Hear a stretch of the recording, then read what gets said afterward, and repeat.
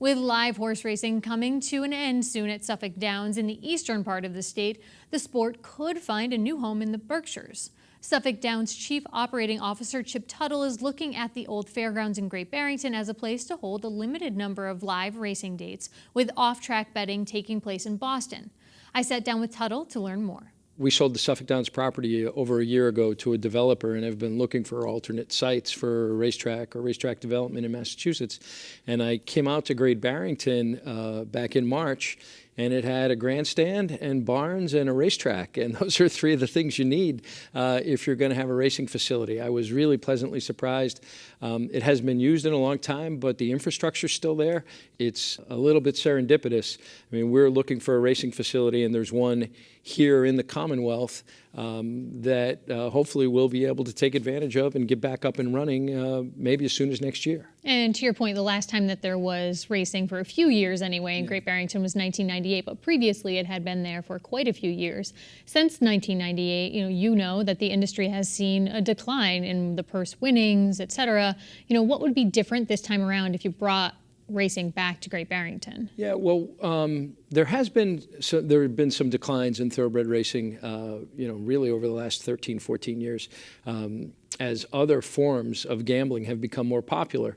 As casino gambling has gone from 2 states 25 years ago, Nevada and New Jersey, to now 40 states. It has. You have one here in Springfield competing with anything you do in Great Barrington. Exactly.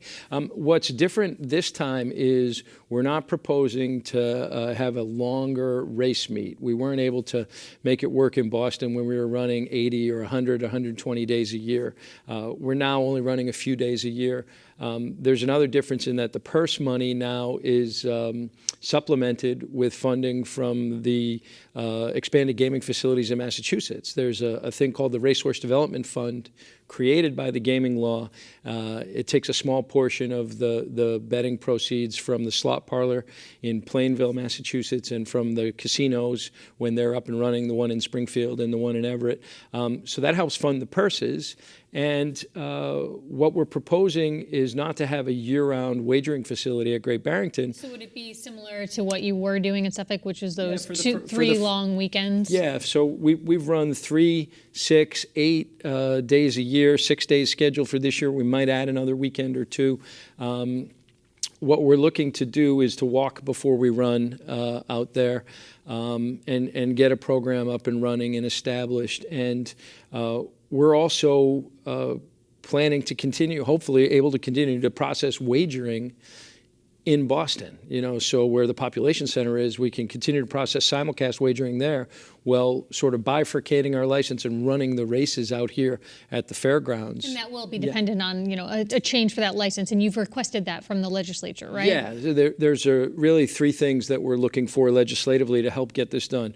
One is that sort of bifurcation of our license, or the ability to hold 2 licenses, one in Boston and one in Great Barrington. So you'd run the live horse racing in Great Barrington and keep the simulcast at Suffolk Downs. Correct. And we'd only have wagering at Great Barrington on the days that we were racing, right? The second is a 10-year extension of our license. Right now we're year to year, but in order to make a meaningful investment, we need to know we're going to be around for a long time. The casino licenses were for, I believe, an initial 15-year period. We're asking for a 10-year extension of our license so that we can really do this and do this the right way.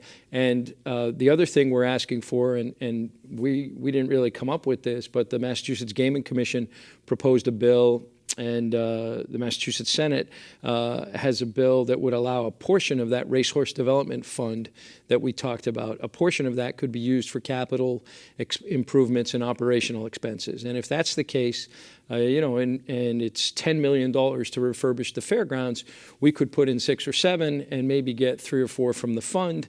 It certainly would give the horsemen, the horsewomen, the people who own the horses and train them and own the family farms here in Massachusetts, an opportunity to run for the money that's been building up in that purse fund. And so to your point about what the fairgrounds in Great Barrington look like, it is owned right now, but it's largely dormant. Do you have any sense of what the investment would need to be? We're working on that right now. Sort of initial forecast is in the $10 million range, but I've got some engineers and architects and other experts going in to look at the property to give us a fuller understanding of what those costs will be, and if we could do it all at once or if we'd have to do it in phases. So we should know that in 3 or 4 weeks.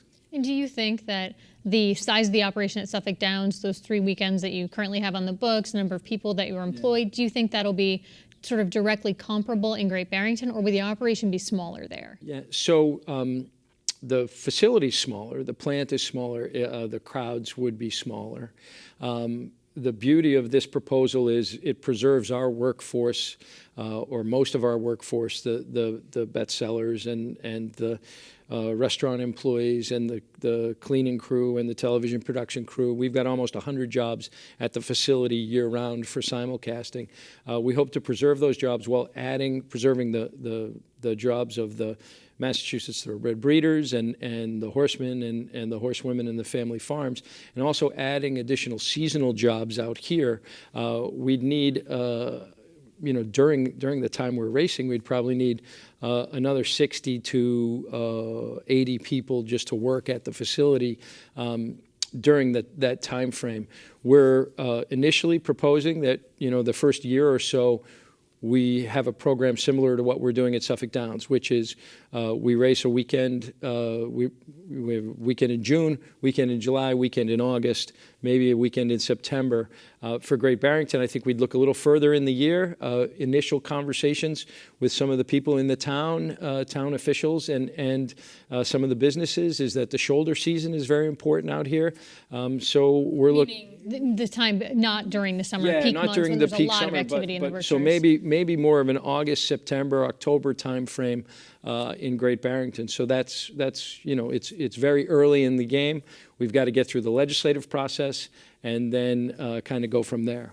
Animal rights activists have raised concerns about the conditions that the horses live under, are raced under, and there's a nonprofit called Horse Racing Wrongs that says death at the track is always has been and always will be an inherent part of this industry. Yeah. Do you agree with that? I don't, and we welcome that conversation. At Suffolk Downs, we're very proud of our record on issues of safety and welfare and aftercare.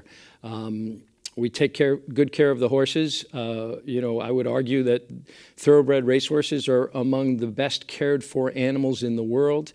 The state of Massachusetts went from sort of behind the curve 20 years ago to 3 or 4 years ago, adopting some of the most stringent safety and drug testing, medication standards in the country. We're never going to be able to satisfy sort of extreme, far animal rights. They're raising is that still 1,000 to 2,000 horses a year are absolutely killed. There's always going to be a chance that there's some injury, some accident, but we work really hard to ensure the safest possible racing environment for horse and human, and we also think it's really important that they're cared for not just when they're racing, but that we put our money where our mouth is. For when they're done racing, we adopted the first in the country mandatory anti-slaughter policy at Suffolk Downs in 2008. Several other tracks followed suit. I personally have retired a Suffolk Downs racehorse and own that horse myself, as have others, one of our owners, some of the other people that work there. We work with accredited organizations, the Thoroughbred Retirement Facility. We started a program with the Thoroughbred Retirement Facility at the Plymouth County House of Correction, where retired racehorses are cared for by the inmates. And it's a cultural commitment by us on this issue. We'd look to continue that out here if we're successful. Hypothetically, the legislative process that you're hoping will work in your favor does, so saying that you get what you need or you're hoping for, is 2019 still your timetable there in Great Barrington? Yeah, we're planning for 2019 because we have no idea if we're still going to have access to Suffolk Downs for racing in 2020. The developer that bought the property is pitching Amazon headquarters. If that doesn't work out, then there'll be some sort of large mixed-use development that will start on the property as soon as next year. So we may be able to eke out one more year at Suffolk Downs, and if so, Barrington would be a 2020 initiative. But right now, we're planning on racing at Great Barrington in the second part of 2019 if we're able to get the changes to the legislation.